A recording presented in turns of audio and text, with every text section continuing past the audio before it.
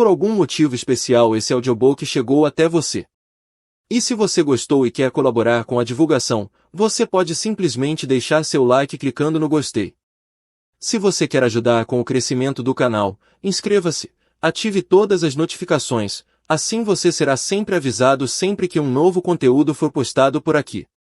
Mentes interligadas, evidências científicas da telepatia, da clarividência e de outros fenômenos psíquicos. Din Radin. Prefácio. Se você não se sentir tonto algumas vezes quando pensar a respeito destas coisas, então é sinal de que não as entendeu realmente. Teoria quântica. Niels Bohr. Uma das descobertas mais surpreendentes da física moderna é que os objetos não são tão separados como poderiam parecer. Quando você penetra no núcleo do material que lhe pareça mais sólido, a separação se dissolve. Tudo que permanece, como o sorriso do gato de Cheshire, o personagem de Alice no País das Maravilhas, são relacionamentos que se estendem curiosamente através do espaço e do tempo. Essas conexões foram previstas pela teoria quântica desde seu início e apelidadas ações fantasmagóricas à distância, por Albert Einstein. Um dos fundadores da teoria quântica, Erwin Schrödinger, denominou a entrelaçamento, ou emaranhamento, e disse: "Eu não diria que este é porém o traço mais característico da mecânica quântica." A realidade mais profunda sugerida pela existência do entrelaçamento é tão diferente do mundo da experiência diária que, até recentemente, muitos físicos acreditavam tratar-se de fenômenos interessantes somente por razões teóricas abstratas. Eles aceitavam que o mundo microscópico das partículas elementares poderia demonstrar-se entrelaçado, de uma forma bastante inusitada, mas se presumia que estes estados de entrelaçamento fossem temporários e não apresentassem consequências práticas para o mundo tal como o experimentamos. Muito rápido, este ponto de vista está se transformando. Hoje, os cientistas estão descobrindo que há várias razões pelas quais os efeitos dos entrelaçamentos microscópicos sobem a escala de magnitudes, até alcançarem nosso mundo macroscópico. As conexões entrelaçadas entre objetos de tamanho atômico, detectadas por experimentos preparados com cuidado, podem persistir ao longo de muitos quilômetros. Há descrições teóricas mostrando como tarefas podem ser realizadas por grupos de entrelaçamento, sem que os participantes do grupo comuniquem-se uns com os outros de qualquer maneira convencional.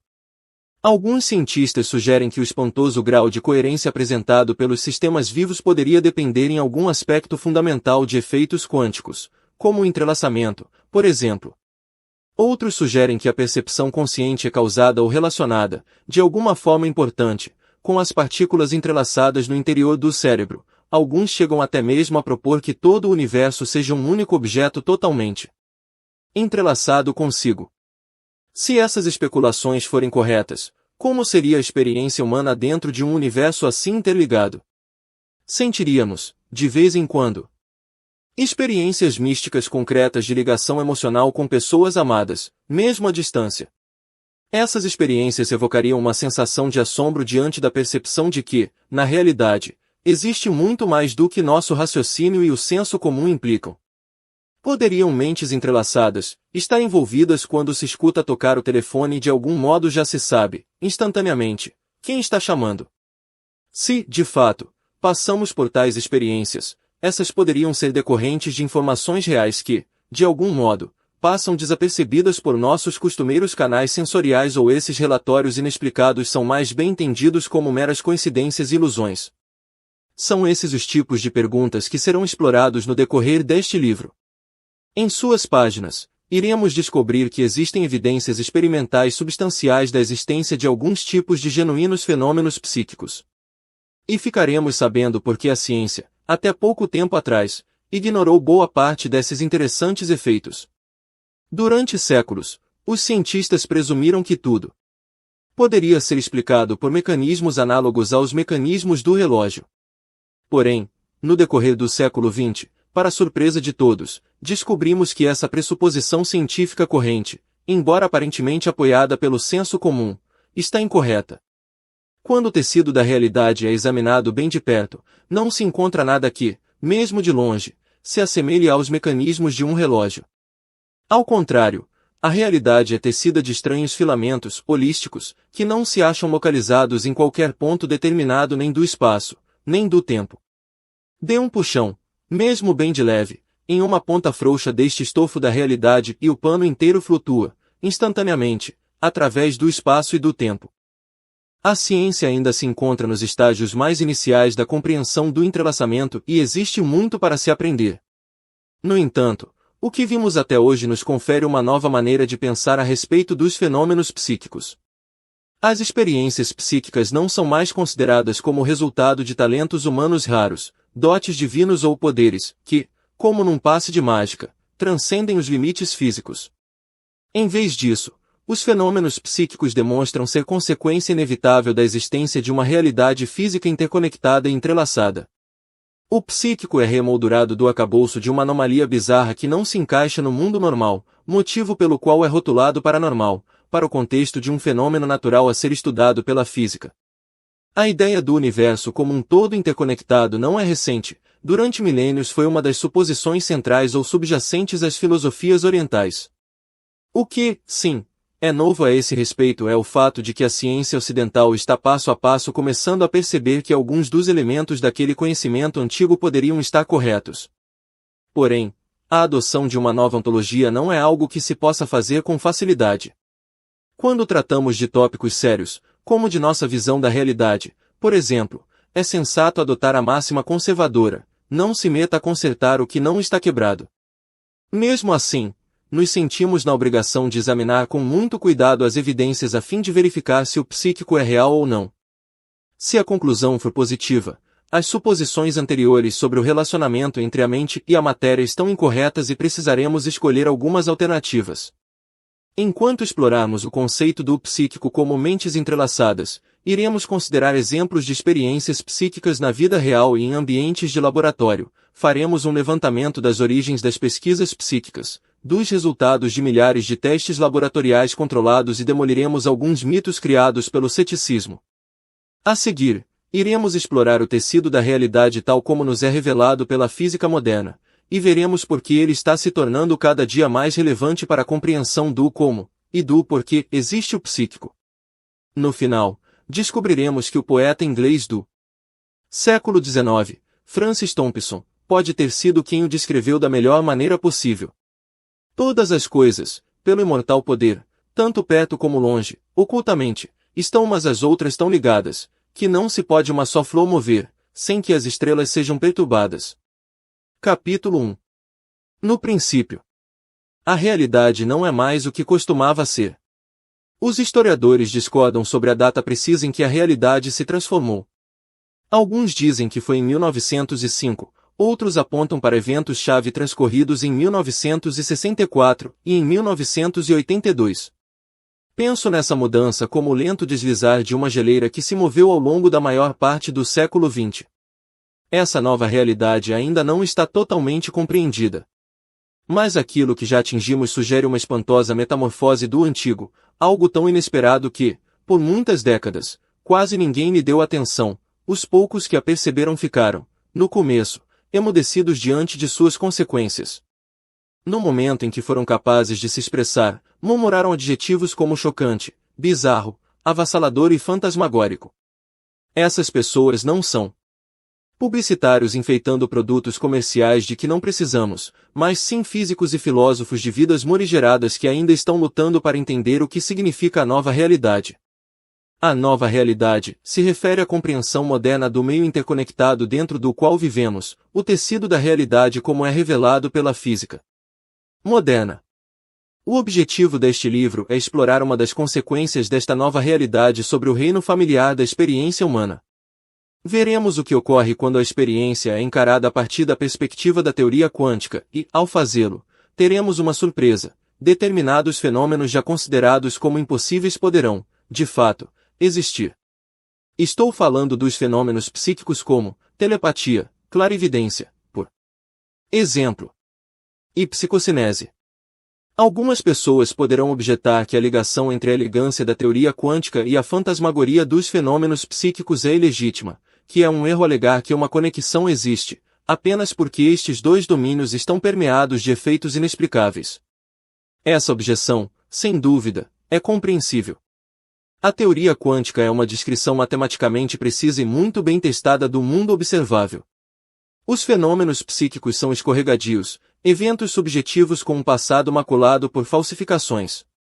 No entanto, como agora se observa, o tecido da realidade sugerido pela teoria quântica e as observações associadas com os fenômenos psíquicos demonstram espantosas semelhanças, que são assombrosamente estranhas e precisamente afinadas para sugerir um relacionamento significativo. Esta é a conexão que pretendemos explorar aqui, a conexão psíquica. A palavra psi foi criada como um termo neutro para designar fenômenos psíquicos em 1942, pelo psicólogo britânico Robert Touris. Refere-se a 23 a letra do alfabeto grego e se pronuncia, em inglês, como sig-sai, correspondente a suspiro, o som, em português é mesmo psi.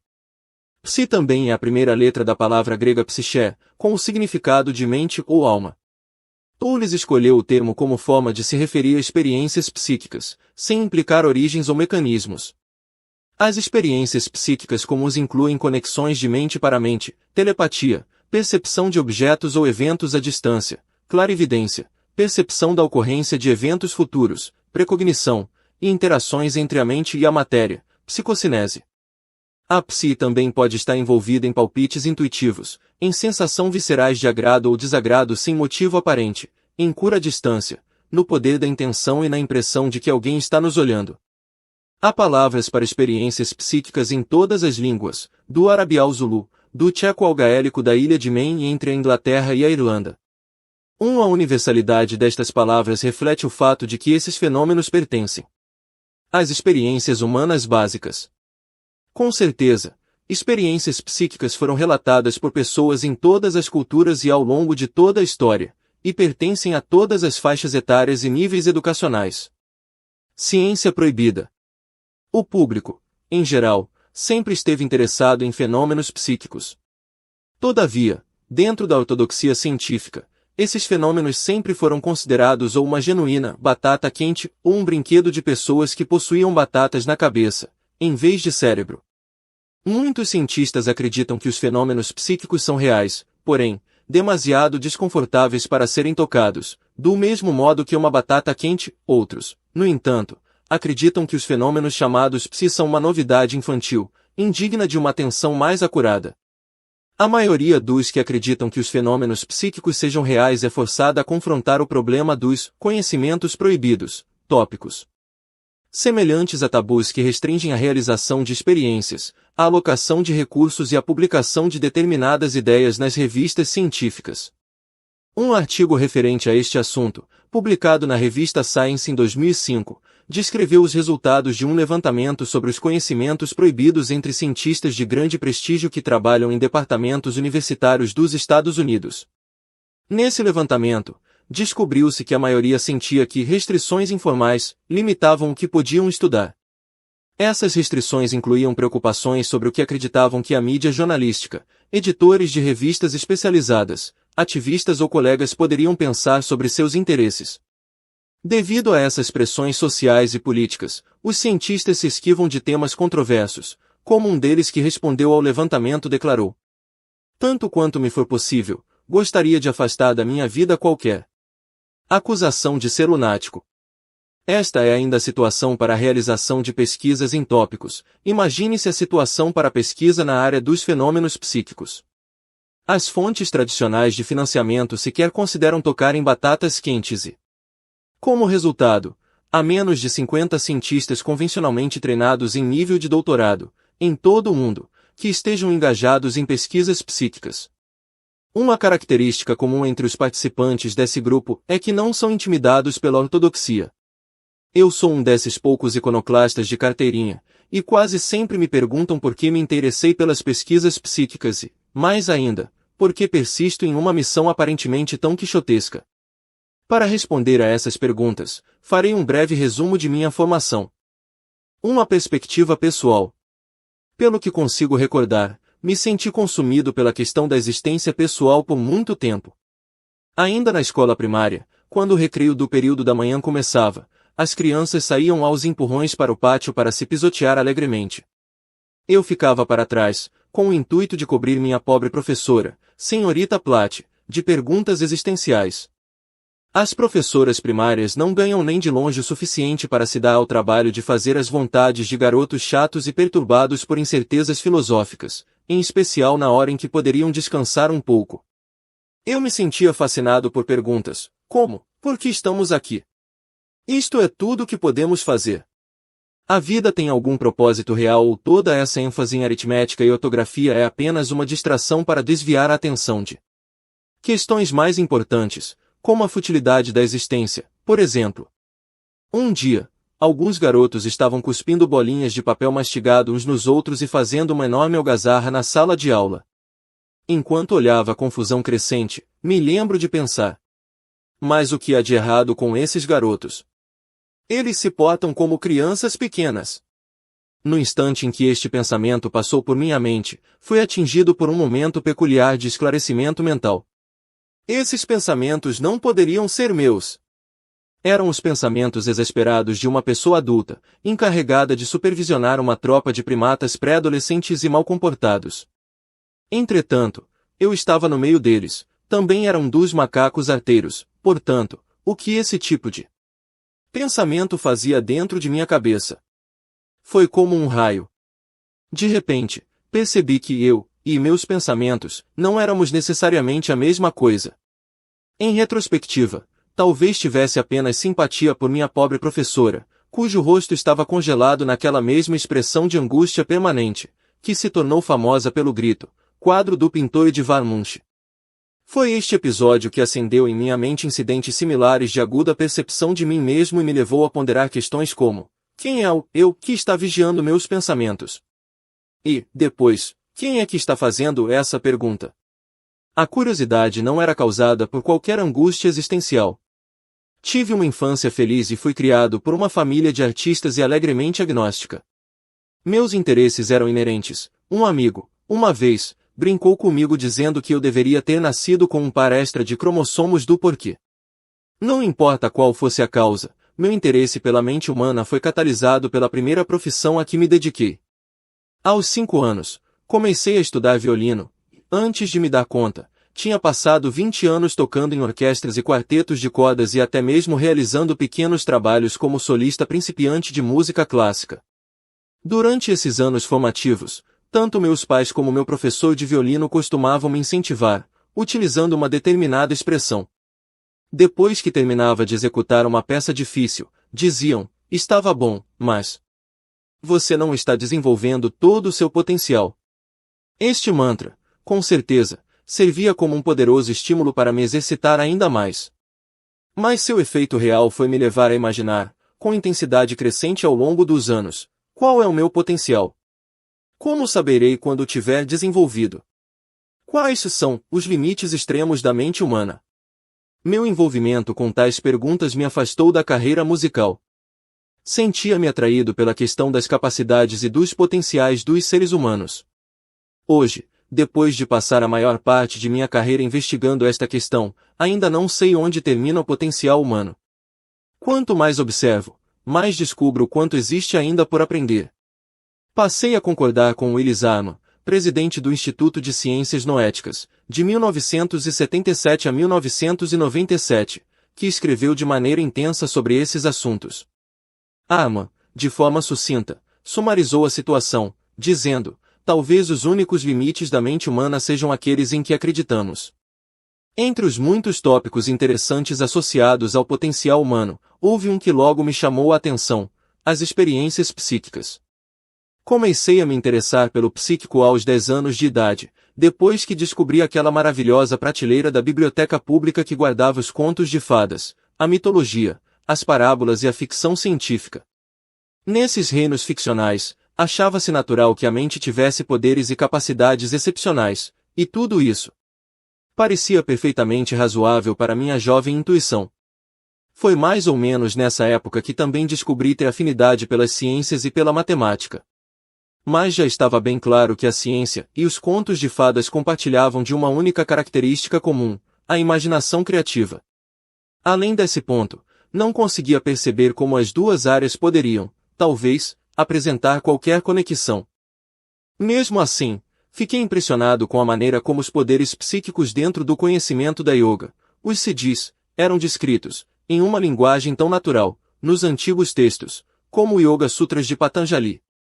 Essas habilidades não eram descritas como poderes sobrenaturais, como apareciam nos contos de fadas, mas sim como consequências pragmáticas e corriqueiras da prática de meditação, e as afirmações excediam de longe os limites da ciência. Mas os autores desses livros pareciam pessoas cuidadosas e inteligentes e davam a impressão de ser bastante habilidosos na investigação do espaço interno, ao mesmo tempo que os cientistas ocidentais haviam desenvolvido suas técnicas para a investigação do espaço externo.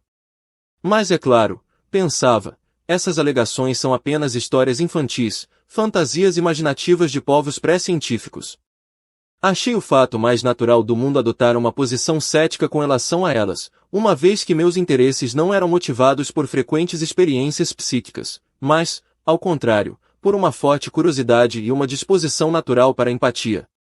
Um dia, depois de ter torrado a paciência de uma bibliotecária repleta de boa vontade, fazendo perguntas além da conta, ela me mencionou livros que descreviam a investigação científica de fenômenos psíquicos. Fiquei viciado. Descobri que, no final das contas, havia uma ligação entre as habilidades psíquicas e a ciência, habilidades que podiam ser testadas em laboratório. Logo percebi que, para cada 2 livros que lia, nos quais evidências científicas para a psi eram apresentadas, descobriria um terceiro livro que as refutava. Lia um livro cético e sentia o cinismo crescendo dentro de mim, na forma de condescendência pelas veleidades da estupidez humana. Depois, lia um livro escrito por um cientista, que havia de fato conduzido experiências controladas, e me sentia excitado sobre as perspectivas da exploração da mente humana. Ambos os lados da controvérsia pareciam igualmente sensatos, ambos argumentavam seus pontos de vista de maneira convincente. Mas, depois de ler todos esses livros, aprendi que o debate seguia um padrão previsível. Um lado apresentava evidências experimentais de que alguma coisa interessante se passava, o outro argumentava que as evidências não eram suficientemente boas para ser levadas a sério. Alguns céticos empurravam a dúvida sistemática ao extremo e insistiam em que as evidências positivas eram sempre o resultado de erros ou de fraudes intencionais.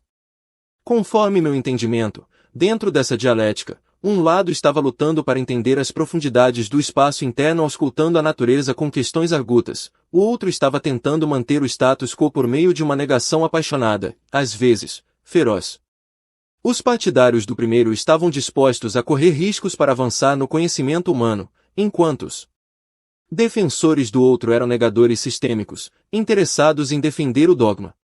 Achava os exploradores muito mais interessantes que os céticos e sentia-me impressionado pelo fato de que algumas das maiores mentes dos tempos modernos, pessoas como Wolfgang Pauli, laureado Nobel, e o psicanalista Carl Jung demonstravam interesse pelos fenômenos psíquicos. Cerca de 15 anos mais tarde, depois de ter iniciado meu exame da literatura sobre as pesquisas científicas, já havia conquistado meu mestrado como engenheiro elétrico e um doutorado em psicologia pela Universidade de Illinois, em Urbana-Champaign. Além do psíquico, estava interessado em cibernética e em inteligência artificial. Meu orientador para a dissertação em engenharia elétrica foi Hans von Forster, um dos pioneiros e fundadores da cibernética. Uma das contribuições duradouras de von Forster foi esclarecer o papel da autorreferência em domínios complexos, inclusive certas condições causadoras de perplexidade, tais como quando o observador observa a si mesmo. A cibernética deu origem a tópicos conhecidos hoje como sistemas auto-organizadores e a teoria do caos, e mantenho meu interesse nessas disciplinas porque acredito que a autorreferência e o psíquico estão profundamente relacionados. 4. Meu trabalho de graduação envolveu a projeção de modelos computadorizados da cognição e da aplicação da inteligência artificial, e quem me orientou foi Andrew Orton, conhecido por suas pesquisas sobre cognição e emoção. Um dos membros da minha banca de doutorado foi John Bardeen, um dos 4 cientistas que recebeu 2 prêmios Nobel. Entrelaçamento. Talvez a descoberta mais significativa de todas seja o entrelaçamento, uma previsão da teoria quântica em que Einstein não conseguia crer inteiramente e que denominou ação fantasmagórica à distância. Erwin Schrödinger, um dos fundadores da teoria quântica, utilizou a palavra entrelaçamento como referência às conexões entre partículas separadas, mas que persistiam apesar da distância. Essas conexões são instantâneas e operam por fora do fluxo usual do tempo 15 e implicam, em níveis muito profundos, separações que vemos entre os objetos isolados que são, em certo sentido, ilusões criadas pelos limites de nossas percepções. O resultado final é que a realidade física se encontra interconectada de maneiras que apenas começamos a entender. O entrelaçamento foi previsto tomando por base a fundamentação matemática da teoria quântica. No princípio, se pensava que fosse tão frágil que, segundo a estimativa de um físico proeminente, qualquer coisa, mesmo a passagem de um raio cósmico na sala ao lado, perturbaria as correlações quânticas o suficiente para destruir-lhes os efeitos. 16 Hoje, sabemos que o entrelaçamento não é somente um conceito teórico abstrato, nem um soluço quântico, que aparece durante instantes infinitesimais dentro do reino dos átomos.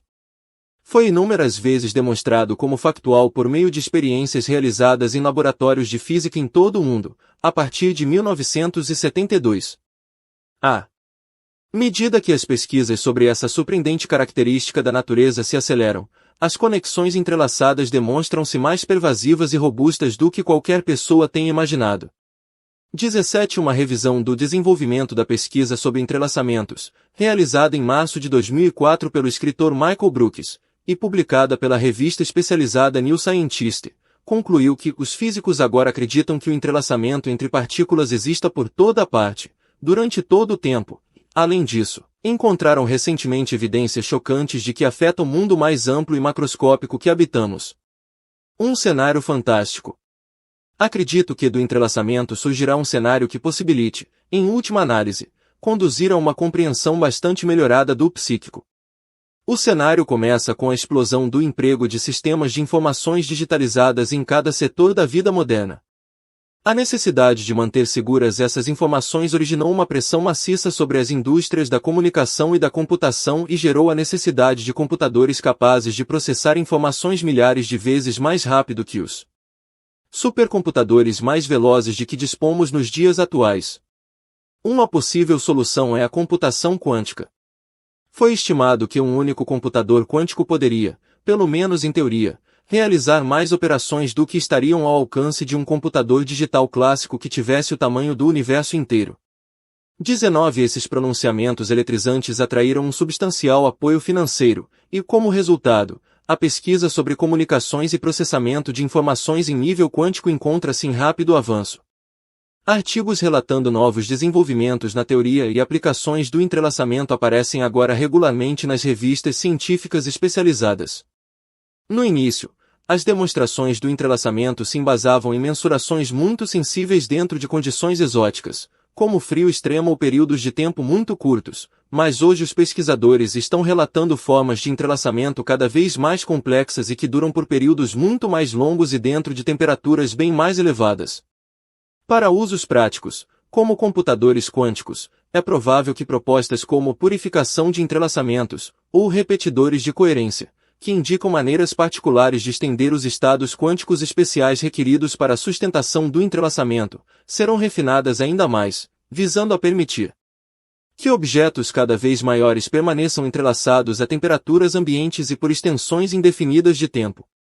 Os físicos se demonstraram capazes de entrelaçar conjuntos de trilhões de átomos em forma gasosa, e o entrelaçamento também já foi identificado em condições naturais entre os átomos de amplas quantidades de sal, 1 cm².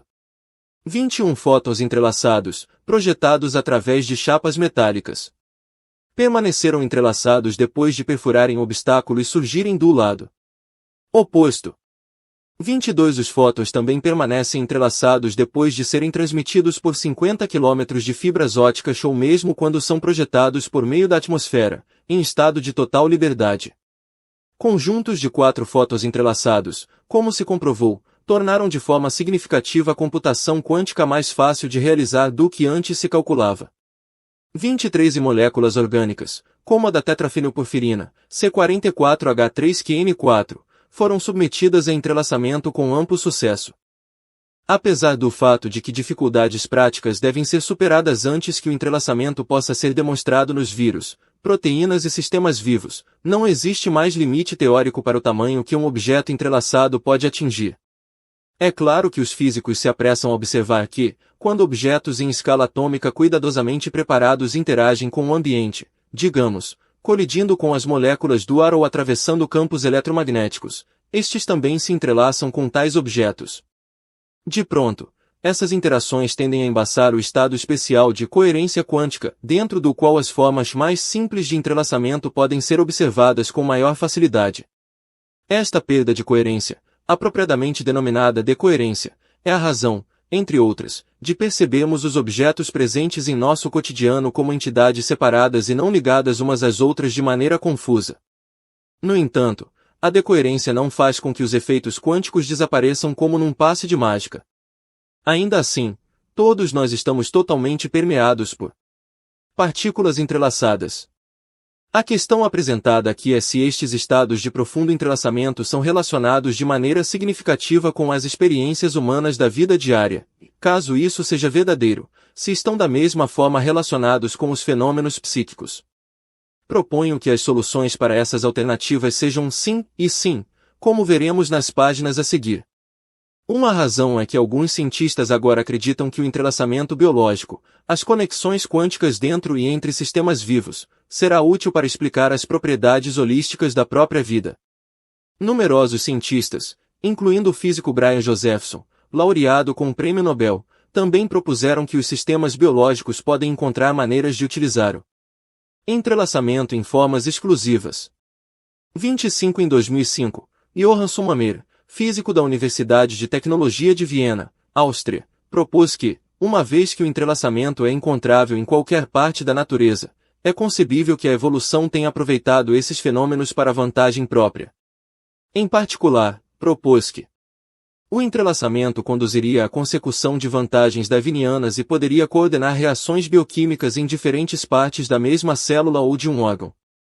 Poderia também correlacionar o acionamento de neuroníons distantes entre si e coordenar o comportamento dos membros de uma espécie, uma vez que é independente da distância e não requer nenhum liame físico. Também é concebível que o entrelaçamento correlacione processos entre membros de diferentes espécies e até mesmo entre sistemas vivos e o mundo inanimado. Alguns físicos chegaram a especular que o entrelaçamento se estenderia todas as coisas que formam o universo, porque, pelo que sabemos, toda energia e toda a matéria emergiram de um único Big Bang primordial. Desse modo, tudo o que existe já saiu da explosão em estado de entrelaçamento. Alguns especulam ainda mais além, ou seja, que o espaço vazio, o próprio vácuo quântico, pode estar repleto de partículas entrelaçadas. 27 Essas propostas sugerem que, a despeito das aparências do nosso cotidiano, podemos estar vivendo dentro de uma realidade holística e profundamente interconectada. 28 Para deixarmos as coisas bem claras, essas especulações estão sendo propostas em artigos e livros de físicos tradicionais, e não por místicos de olhos brilhantes e arregalados, envolvidos com as filosofias da nova era. O futuro. Em um futuro próximo, quando o conceito de entrelaçamento estiver mais bem compreendido, espero que alguém tenha uma ideia brilhante e indague: o que sucederia caso dois seres humanos se entrelaçassem? Talvez demonstrassem comportamentos correlacionados também à distância, do mesmo modo que o faz a matéria entrelaçada. Estudos de caso de gêmeos idênticos serão utilizados para justificar essa especulação. Por exemplo, considere o caso verdadeiro em que meninos gêmeos, porém criados isolados, fossem independentemente chamados de Jim por seus pais adotivos. Cada Jim casaria com uma mulher chamada Beth, se divorciaria, depois, se casaria com uma mulher chamada Linda.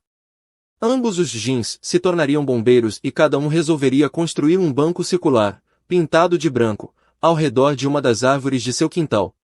29 Será que tantas coincidências poderiam surgir de genes comuns que ainda programassem as tendências para ambos se casarem com mulheres chamadas Beth, e depois, com mulheres chamadas Linda, e ainda levassem os dois a se tornarem bombeiros?